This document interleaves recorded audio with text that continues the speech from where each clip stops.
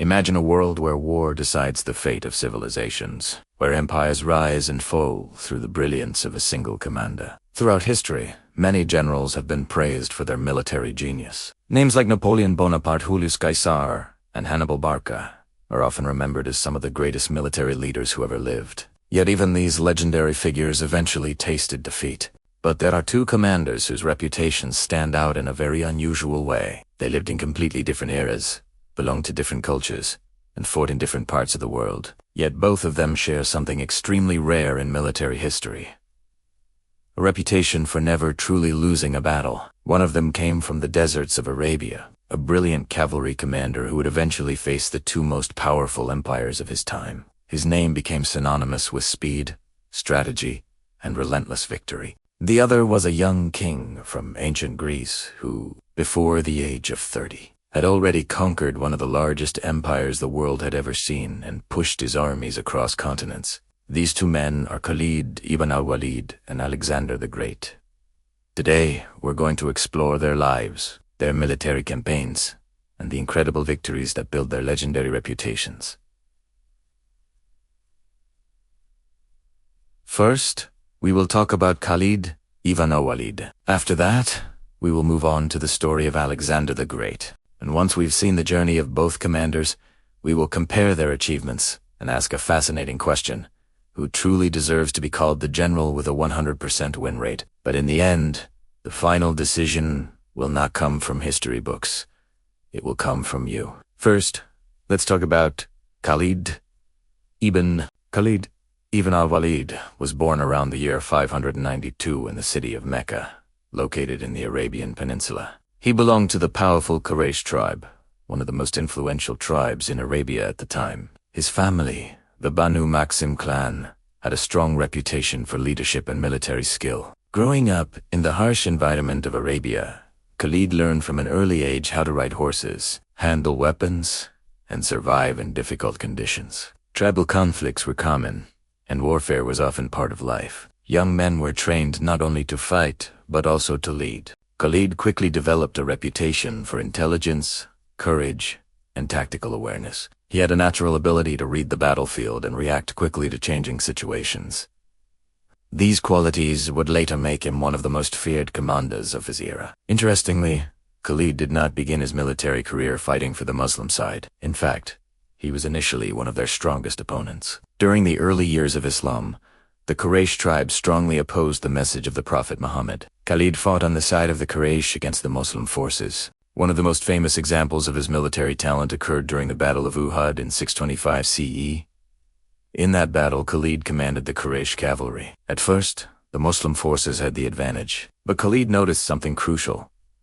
The archers guarding a strategic hill had abandoned their positions. Recognizing this opportunity, Khalid led his cavalry in a fast maneuver around the battlefield and attacked from behind. This sudden strike changed the course of the battle entirely. Historians often describe Khalid's maneuver at Uhud as one of the earliest examples of brilliant cavalry tactics in early Arabian warfare. However, Khalid's life took a dramatic turn a few years later. In 629 CE, after much reflection, he decided to embrace Islam.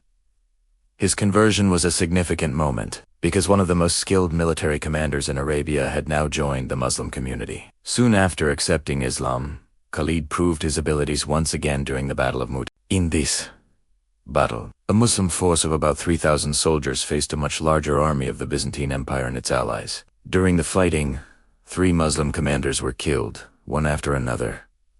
In the chaos of battle, Khalid took command. He reorganized the army and used clever battlefield maneuvers to avoid complete destruction. By rotating units and creating the illusion of reinforcements, he managed to safely withdraw the army. For his courage and leadership in this battle, the Prophet Muhammad gave him the title Sayf Allah, meaning the sword of God. From that moment on, Khalid ibn al-Walid became one of the most respected military leaders in Islamic history. After the death of the Prophet Muhammad, Khalid played a crucial role in the Ridda Wars, a series of conflicts fought to reunify Arabia after several tribes rebelled. Khalid led multiple campaigns across the peninsula and defeated numerous opposing forces. His ability to move quickly and strike decisively made him extremely effective in battle. But his greatest achievements were yet to come. Soon, the Muslim armies would confront the two most powerful empires of the time, the Sasanian Empire in Persia and the Byzantine Empire in the West.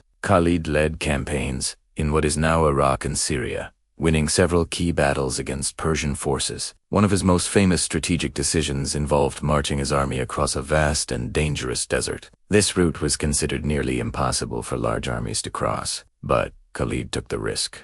By doing so, he appeared unexpectedly behind Byzantine positions, completely surprising the enemy and forcing them into a disadvantageous situation. His most famous victory came at the Battle of Yarmouk in 636 CE.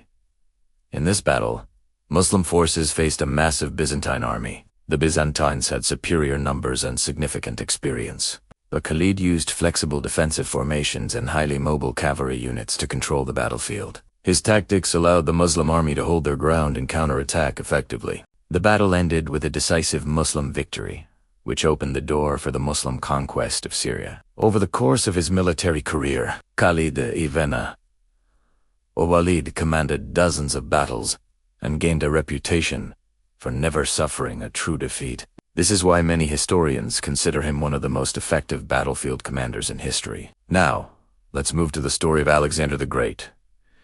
Alexander the Great was born in 356 BCE in the city of Pella, the capital of the ancient kingdom of Macedon. He was the son of Philip II of Macedon, a powerful king who had transformed Macedon into the dominant military power of Greece.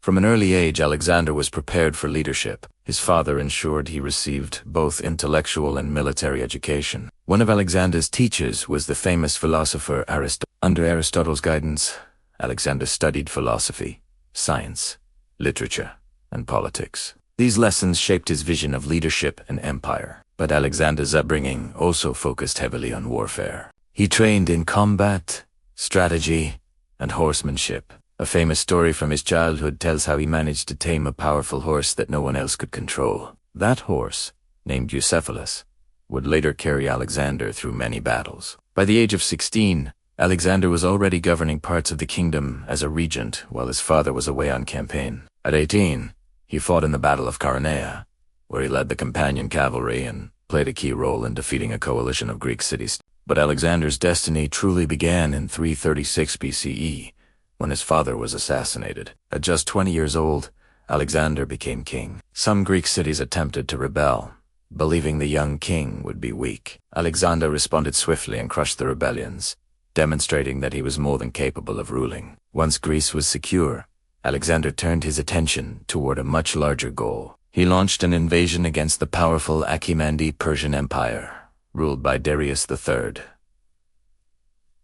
In 334 BCE, Alexander crossed into Asia with an army of roughly 40,000 soldiers. His first major battle was the Battle of the Granicus. Despite strong Persian defenses along a riverbank, Alexander personally led the charge across the river. The victory opened the gates of Asia Minor to his army. The next major confrontation came in 333 BCE, during the Battle of Issus. Here, Alexander faced King Darius III directly. Although the Persian army was much larger, Alexander used the narrow terrain to neutralize their numerical advantage. He then led a cavalry charge directly toward Darius. Seeing the Macedonian king approaching, Darius fled the battlefield. This victory made Alexander famous across the ancient world. But the most decisive battle came in 331 BCE. At the Battle of Gaugamela, this battle determined the fate of the Persian Empire. Darius assembled a massive army and prepared the battlefield with special weapons such as scythed chariots. But Alexander once again relied on brilliant tactics. He maneuvered his forces to create a gap in the Persian line. Then he launched a direct attack through that opening toward Darius himself. Just as before, Darius fled. After this battle, the Persian Empire effectively collapsed. Yet Alexander's ambitions did not stop there. He continued marching east, conquering territories in Central Asia, and eventually reaching India. One of his most difficult battles occurred at the Battle of the Hydaspes, where he fought against King Paris, whose army included war elephants. Despite the challenges, Alexander emerged victorious. However, after years of campaigning and traveling thousands of miles, his soldiers eventually refused to go any further east. Alexander finally turned back and returned west. In 323 BCE, while in the city of Babylon, Alexander the Great died at just 32 years old. In little more than a decade, He had built one of the largest empires in ancient history. Now comes the fascinating question. Both Khalid ibn al-Walid and Alexander the Great have legendary reputations in military history. Khalid ibn al-Walid fought numerous campaigns and is often described as a commander who never truly lost a battle. Alexander the Great led one of the most extraordinary military campaigns ever recorded and remained undefeated in every major battle he fought. Khalid faced the might of the Byzantine and Persian forces. Alexander shattered the Persian Empire and marched across continents.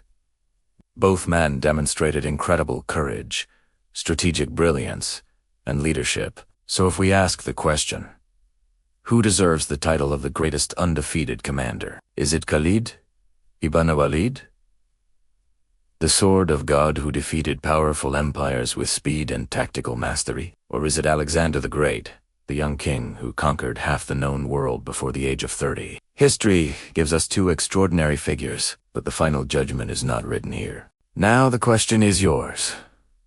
Which of these legendary commanders do you believe truly had the greatest undefeated record in history?